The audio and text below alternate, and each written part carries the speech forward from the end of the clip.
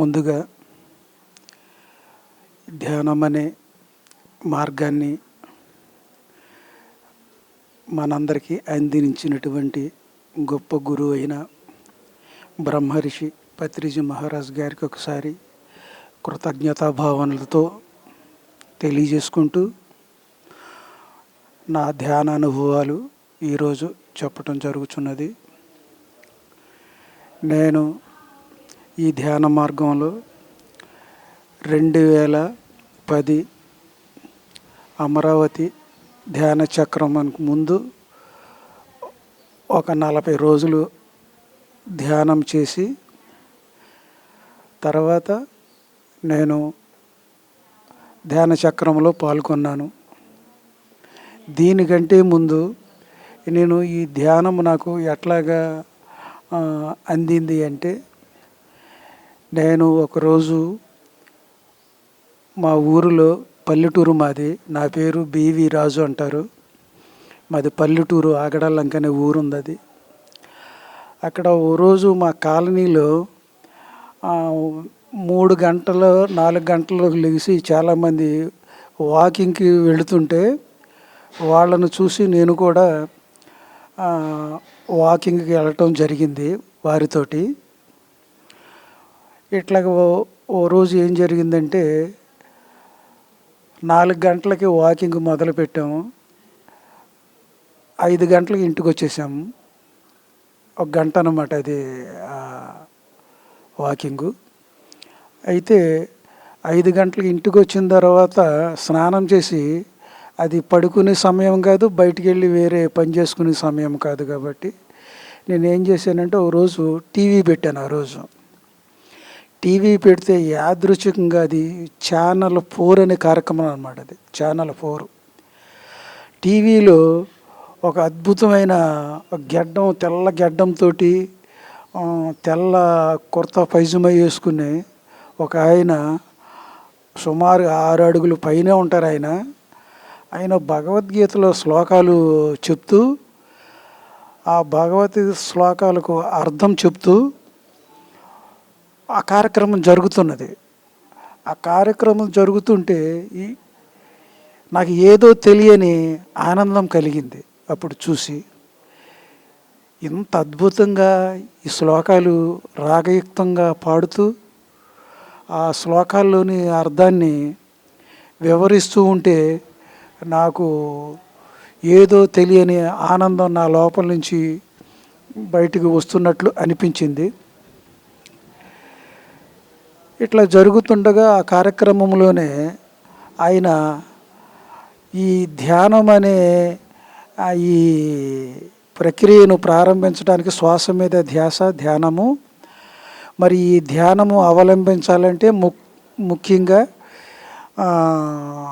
సమయాన్ని కేటాయించటం వరకే. ఎందుకంటే మీరు ఈ ధ్యానం చేస్తూ కూడా వ్యవసాయం చేయొచ్చు, వ్యాపారం చేయొచ్చు, ఉద్యోగం చేయొచ్చు, భార్య బిడ్డలతోటి సంసారం చేయొచ్చు. అన్నీ నిర్వర్తిస్తూనే ఈ ధ్యానాన్ని మీరు కొనసాగిస్తూ మీరు సంసారంలోనే నిర్వాణం అనే ఈ మాట నాకు అద్భుతంగా నచ్చిందన్నమాట. మనం ఎవరిని వదులుకోకుండా అన్నిటిని నిర్వహిస్తూ ఈ ధ్యానాన్ని కొనసాగిస్తూ మళ్ళీ మనం ముక్తి మార్గం దీంట్లోనే ఉందనే మార్గాన్ని ఎప్పుడైతే తెలుసుకున్నానో, ఇక నాకు ఏది కావాలో అదే ఇది నా జీవితానికి. ఇంకా నాకు ఏది అవసరం లేదు, ఈ ధ్యానాన్నే అవలంబించాలి, ఈసారినే నేను గురువుగా అంగీకరించాలని చెప్పేసి నేను ఆ రోజు నుంచి నిర్ణయించుకుని, మా ఊర్లోనే ఒక ఆర్ఎంపీ డాక్టర్ ఉన్నాడు. ఆ డాక్టర్ గారి దగ్గరికి వెళ్ళి, సార్ రాత్రి మరి ఛానల్ 4 అనే కార్యక్రమంలో తెల్లవారుజామున 5 గంటలకు కార్యక్రమం వచ్చింది. ఆ కార్యక్రమంలో ఒక మహానుభావుని చూశాను.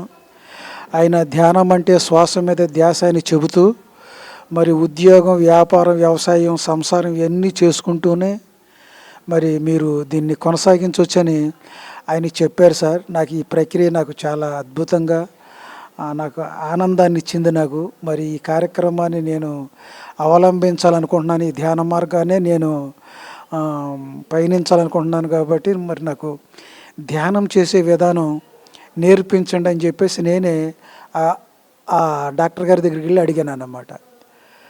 అడిగితే ఆయన చెప్పారు, సర్లే మీరు చూశారు కాబట్టి కూర్చోబెట్టాడు. ఆయన కూడా కూర్చున్నాడు. ఏం లేదు రాజు, 2 కాళ్ళు క్రాస్ చెయ్యి, చేతులు వేళ్ళలో పెట్టుకో, కళ్ళు మూసుకో, శ్వాసను గమనిస్తూ ఉండు అని చెప్పేసి ఉచ్ఛ్వాస నిశ్వాసలను గమనిస్తూ ఉండు అని చెప్పారు. అట్లాగా ఒక అరగంట ధ్యానం చేసాము. అద్భుతంగా ఉంది ధ్యాన స్థితి. అప్పుడు ఏమన్నారంటే, సర్లే రాజు, ఇదే పద్ధతిని కొంచెంగా నువ్వు రోజుకుని కనీసం 3-4 గంటల వరకు నువ్వు దీన్ని కొనసాగించవచ్చు హాయిగా అని చెప్పారు. చెప్తే నేను అట్లాగే ఇంటికి వచ్చాను. అంతకుముందు మాది మాంసాహారుల కుటుంబం. మాది నెల రోజుల్లో 30 రోజుల్లో ఒక్కరోజు కూడా మాంసాహారం లేకుండా ఉండేది కదా మా ఇంట్లో. నేను ఇంటికి వచ్చి చెప్పాను అనమాట. నేను మా శ్రీమతి గారితో, నాకు ఈ రోజు నుంచి నాకు మాంసాహారం వండబోకు, నేను ధ్యానం అనే మార్గాన్ని ఎంచుకున్నాను, నేను మాంసం వీటిని నా దగ్గరికి రానివద్దని చెప్పాను. ఆ రోజు నుంచి శాకాహారిగా మారాను. అద్భుతంగా జరుగుతుంది నా జీవితం అంతా. అప్పుడు ఒకరోజు డాక్టర్ గారు పిలిచి ఏమన్నారంటే, రాజు, అమరావతి ధ్యాన యజ్ఞం ధ్యాన చక్రం జరుగుతుంది అక్కడ మన భారతదేశంలో వివిధ రాష్ట్రాల నుంచే కాకుండా వివిధ దేశాల నుంచి కూడా వస్తూ ఉంటారు అక్కడికి. అద్భుతంగా జరుగుతుంది. 10 రోజుల కార్యక్రమం అది. నీకు అవకాశం ఉంటే ఆ కార్యక్రమానికి వెళ్ళు అని చెప్పారు ఆయన. సరే వెళ్ళాను. ఆ కార్యక్రమానికి వెళితే సాయంత్రం సుమారుగా 5:30 6 అవుతుంది సమయం. అమరావతిలో ఒక ప్రక్కనేమో పెద్ద బుద్ధుని విగ్రహం ఉంది, ధ్యాన స్థితిలో ఉన్న బుద్ధుని విగ్రహము. ఓ ప్రక్కనేమో ఆ కృష్ణానది వంపులు తిరుగుతూ పారుతూ ఉంది, హాయిగా వెళుతూ ఉంది కృష్ణానది. ఓ పక్కనేమో పెద్ద ఇంద్రసభలాగానేమో ఒక 10,000 మంది సుమారుగా కూర్చుని ఉంటారు. ఆ స్టేజీ మీదేమో ఇంద్రసభలో ఇంద్రుడు కూర్చుని ఆ చుట్టూరు 10 మంది కూర్చున్నారు. వాళ్ళ దేవతలేమో అనుకున్నాను. నేను బ్రతికుండగానే స్వర్గలోకం వచ్చేసాను ఏంటి, ఇదంతా భూలోకంలో లేదు అని చెప్పేసి నేను ఆశ్చర్యపోయినాను అన్నమాట. ఆశ్చర్యపోయి కొంతసేపటికి తేరుకొని చూస్తే నిజంగా అది ధ్యాన చక్రం జరిగే అమరావతి అనే ప్లేస్. అది స్వర్గం అనే భావన నాకు కలిగింది అన్నమాట. ఆ రోజు నాకు అద్భుతమైన అనుభవాలు వచ్చినాయి. ధ్యానంలో కూర్చున్నాను, హాయిగా 3 గంటలు ధ్యానం చేయగలిగాను. సరే, ఉదయం తెల్లారుజామున 3 గంటల నుంచి 7 గంటల వరకు ఆ రోజు 4 గంటల ధ్యానము. 4 గంటల ధ్యానం అయిన తర్వాత అందరూ ఉపహారం తీసుకోవడానికి లైన్లో ఉన్నారు. అందరూ టిఫిన్లు చేయటానికి. నేను కూడా ఒక లైన్లో నిలబడి ఉన్నాను. ఇలా నిలబడి ఉండే సమయంలో పత్రిజ్ గారు సార్ నుంచి చుట్టూరు ఒక సుమారుగా మంచి వయసులో ఉన్న యువకులు అందరూ అందమైన దుస్తులతోటి చాలా అందంగా ఉన్నారు. వాళ్ళ చదువు సంస్కారం ఉన్నవాళ్ళు వాళ్ళందరూ కూడా బాగా రిచ్ ఫ్యామిలీస్ అనమాట. వాళ్ళందరూ సార్తోటి కలిసి వస్తున్నారు. సుమారుగా 15 మంది 20 మంది ఉన్నారు. ఆయనతోటి మాట్లాడుకుంటూ నెమ్మదిగా నడిచి వస్తున్నారు వాళ్ళు. నా వెనకాల నుంచి ఎవరో ఒక అతను, సార్ మీరు పత్రి గారి దగ్గరికి వెళతారా అని ఎవరో నాకు ఒక వాయిస్ వినిపించింది నాకు. కానీ నేను వెనక నుంచి ఎవరో, సార్ మీరు పత్రి గారి దగ్గరికి వెళతారా అని నన్ను ఉద్దేశించి అడిగినట్టు అనిపించి వెళతాను అనే అన్నానో లేకుంటే వెళ్ళను అన్నానో తెలియదు. కానీ కళ్ళు మూసి కళ్ళు తెరిచేలోపు ఆ 15 మంది 20 మంది మధ్యలో సారుకి ఎదురుగా నేను నిలబడి ఉన్నాను. అంటే ఇక్కడ అదృశ్యం అయిపోయి అక్కడ ప్రత్యక్షం అయిపోయినట్టు అంత అద్భుతమైన అనుభవం. ఆ రోజు కరెక్ట్గా ప్రతిసారి ముందు చుట్టూరు 30-40 మంది ఉన్నారు, 15-20 మంది దూరంగా ఉన్నారు. సో నేను ఎదురుగా వచ్చేటప్పటికి సార్ నాకు చేతిలో షేక్ హ్యాండ్ ఇచ్చి నా కళ్ళలో కళ్ళు పెట్టి సుమారుగా 3-4 నిమిషాలు అదే ప్రకారంగా చూశాడు నవ్వుతూ. నాకేదో అయిపోయినట్టు అనిపోయింది. అనిర్వచనీయమైన అనుభూతి. అది మాటల్లో వర్ణించలేనంత ఆనందం కలిగింది నాకు. ఇక అప్పుడు నేను బయటకు వచ్చేసి నాకు ధ్యానం యొక్క విధానాన్ని చెప్పిన మా డాక్టర్ గారికి ఫోన్ చేసి చెప్పాను, సార్ ఇట్లా జరిగింది సార్ ఇది అని చెప్తే ఆయన అన్నాడు, రాజు నువ్వు సామాన్యుడు కాదు, గురువుగారి కనుచూపుతోటే శక్తిని పొందొచ్చు, తర్వాత స్పర్శ ద్వారా కూడా శక్తిని పొందొచ్చు. ఏంటి నువ్వు అన్ని విధాలు కూడా నువ్వు తగిన విధంగా ఉన్నావు కాబట్టి నువ్వు సాధన మాత్రం వదలపోకు, ఈ మార్గంలో నడువు అన్నాడు. నేను ఆ రోజు నుంచి ఈ గురువుగారితో ఈ కృష్ణా, పశ్చిమ గోదావరి, తూర్పుగోదావరి ఈ 3 జిల్లాల్లో సారు ఎక్కడికి వచ్చినా సరే నేను సార్తో కలిసి ఉండేవాడిని, గురు సమక్షంలోనే ఉండేవాడిని, గురువుతోటే ఉండేవాడిని. అప్పుడు అబ్బూరు కోటేశ్వరరావు గారు అని నెక్కలు ఉంది అక్కడ. ఆ నెక్కలలో ఈ 3 జిల్లాల్లో ఎక్కడికి వచ్చినా సారు ఒక రాత్రి అక్కడ పడుకునేవాడు. ఆయన అక్కడ ఉండేవాడు, రాత్రి పగలు కూడా నెక్కలలో ఉండిపోయేవాడు. అప్పుడు మేము ఏం చేసేవాళ్ళం అంటే రాత్రి పగలు కూడా అక్కడే ఉండిపోయి అక్కడ సేవ చేస్తూ ఉండేవాడు నెక్కలలో కోటేశ్వరరావు గారి ఇంటి దగ్గర.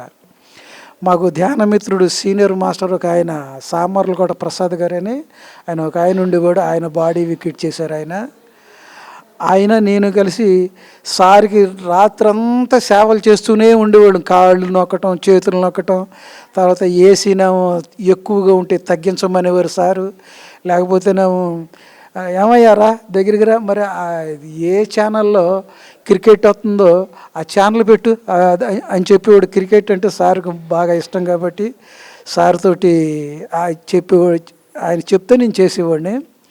ఇట్లా చేస్తూ ఉండగా ఓ రోజు సార్లు నువ్వేం చేస్తున్నావు అయ్యా అన్నారు. ఎట్లాగ సార్, ఇదే సార్ బిజినెస్ ఉంది, చిన్న వ్యాపారం, తర్వాత ఇదే ఉంది అంటే, మరి నువ్వు ఏదైనా మ్యూజిక్ నేర్చుకోవయ్యా అన్నాడు. నాకు మ్యూజిక్ నేర్చుకోమని నేను నేర్చుకుంటున్నానండి, కీబోర్డ్ నేర్చుకుంటున్నాను మిమ్మల్ని చూసి అన్న. కీబోర్డ్ కాదు, ఫ్లూట్ నేర్చుకుంటే నాకులాగా నువ్వు ఎక్కడికైనా వెళ్ళొచ్చు, ఏమైనా చేయొచ్చు అంటే గురువు గారు మాట తీసుకుని ఫ్లూట్ కూడా నేర్చుకున్నాను.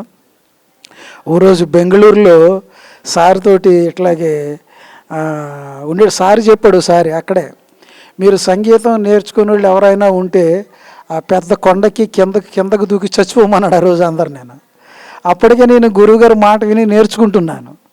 ఆ రోజే నా గురువుగారు మళ్ళీ ఇక్కడ ఏలూరు మాస్టర్స్ ఎవరైనా ఉన్నారా అని అడిగారు ఆయన. అయితే అప్పటికే ఆ స్టేజీ మీద తటవర్తి వారు ఉన్నారు, ఏలూరులో ఎర్నేని ప్రసాద్ గారు ఉన్నారు స్టేజీ మీద, విజయవాడలో ఆయన రాఘవరావు గారు ఉన్నారు, చాలామంది సీనియర్లు మాస్టర్లు ఉన్నారు అక్కడ.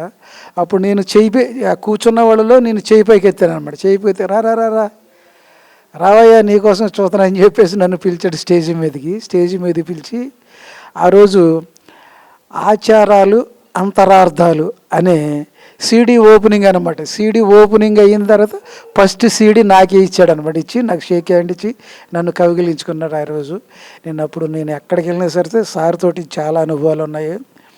తర్వాత మా ఇంటి మీద కూడా మేము 18 పిరమిడ్ కట్టాను నేను. సార్ చెప్పారు కదా అప్పుడు, ఇదే ఆఖరి జన్మ చేసుకోవాలంటే పిరమిడ్లు కట్టండి అని చెప్పారు. ఆయన మాట తీసుకుని విరివిగా అందరూ పిరమిడ్లు కడుతూ ఉంటే నేను కూడా మా ఇంటి మీద 18 పిరమిడ్ కట్టాను.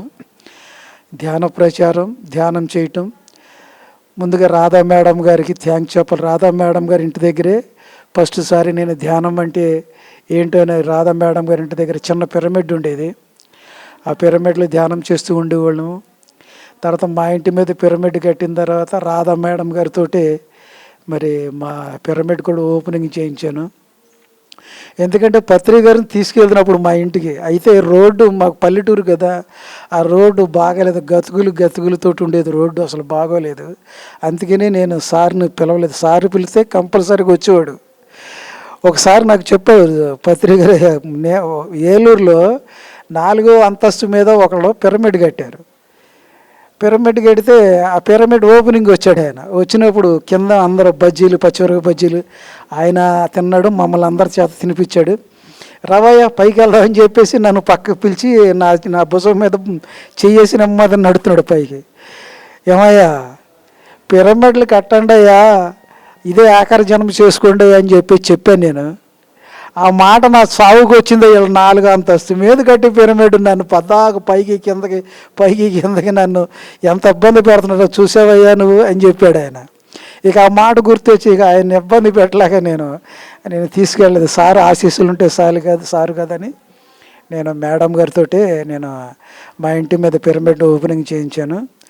సార్ తోటి ఉండే అనుభవం. సార్ తోటి నేను ఒకసారి పూరిలో 3 రోజులు 4 రోజులు కార్యక్రమం జరిగినప్పుడు కూడా సార్ తోటి పూరిలోనే ఉన్నాను. అక్కడ నేను అడిగితే తిడతాడేమో అని చెప్పేసి నా పక్కన స్నేహితుడు ఇంకొకడు ఉన్నాడు, ఆయన రైల్వే ఎంప్లాయ్ ఆయన నాగభూషణం గారని, ఆయన కూడా సార్కి క్లోజే. ఆయనతో అడిగిచ్చాను అనమాట, ఏమని సార్ ఈయనకి ఫ్లూట్ నేర్చుకోమన్నారంట, ఫ్లూట్ నేర్చుకుంటున్నాడు ఈయన, మరి మీరు వాయించేసి పక్కన పడేసిన ఈ ఫ్లూట్లు బోల్డని ఉంటాయి కదా, ఏదన్నా ఒకటి ఇస్తే మా గురువుగారు పత్రి గారు వాయించిన ఫ్లూట్ అని చెప్తారంటే ఈయన, ఏదన్నా ఉంటే ఇవ్వమని అడగమని ఆయన చేత అడిగిచ్చాను అనమాట. అడిగితే ఆయన అడిగాడు, సార్ ఈయనకంట మరి మీరు ఏదైనా వాయించి పక్కన పడేస్తారు కదా, అటువంటిది ఏదన్నా ఈయనకి ఇవ్వండి సార్, మీరే నేర్చుకోమన్నారంట కదా, ఈయన్ని నేర్చుకుంటున్నారు ఈయన అని చెప్తే అన్నాడు. అవునా, కానీ ప్రస్తుతానికి నా దగ్గర లేవయ్యా, ఈసారి వచ్చినప్పుడు అడుగు, కంపల్సరిగా అతనికి నేను ఇస్తాను అని చెప్పాడు ఆ రోజు.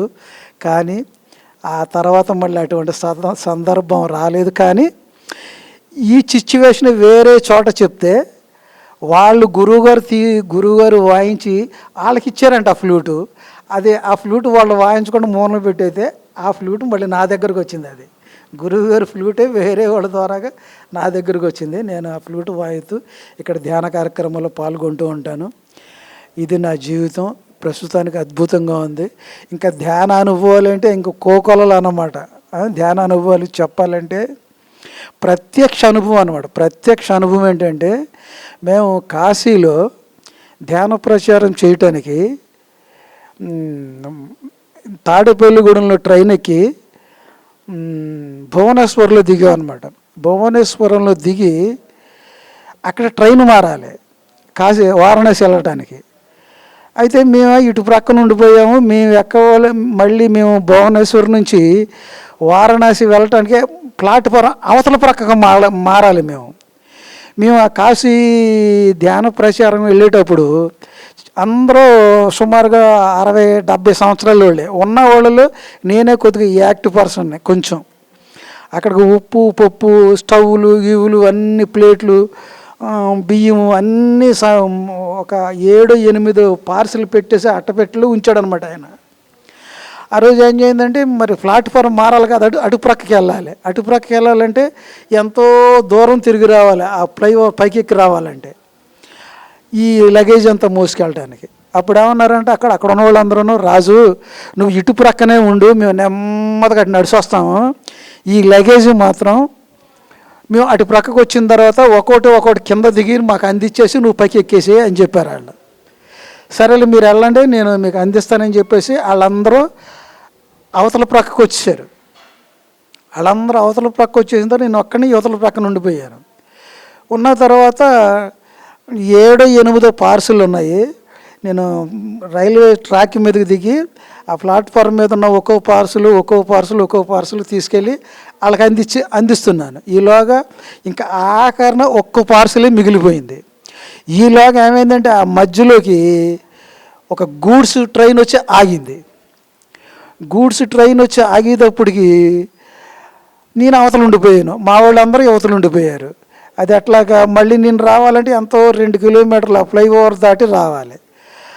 అప్పుడు స్టేషన్ మాస్టర్ని అక్కడ అలా మా వాళ్ళు అడిగారంట, వాళ్ళు ఏమంటే ఈ గూడ్స్ ట్రైను వెంటనే వెళ్ళిపోద్దా, కొంతసేపు ఆగుతుందా అని అడిగితే అలా అన్నారంటే, ఇప్పుడు వెళ్ళదండి, అది చాలాసేపు ఉంటుంది అన్నారంట. అప్పుడు నన్ను ఏమన్నారంటే, రాజు నువ్వు గూడ్స్ ట్రైన్ కింద నుంచి వచ్చేసేయి, అది ఇప్పుడు వెళ్ళదంట అని చెప్పేసి మా వాళ్ళు అన్నారు. మా వాళ్ళు అనేటప్పుడు నేనేం చేయండి, ఆ పార్సిల్ తీసుకుని ఆ గూడ్స్ ట్రైన్ కింద నుంచి దూరి బయటకు వచ్చేటప్పటికి నా షూకి ఆ గూడ్స్ ట్రైన్ యొక్క చక్రం తగిలింది.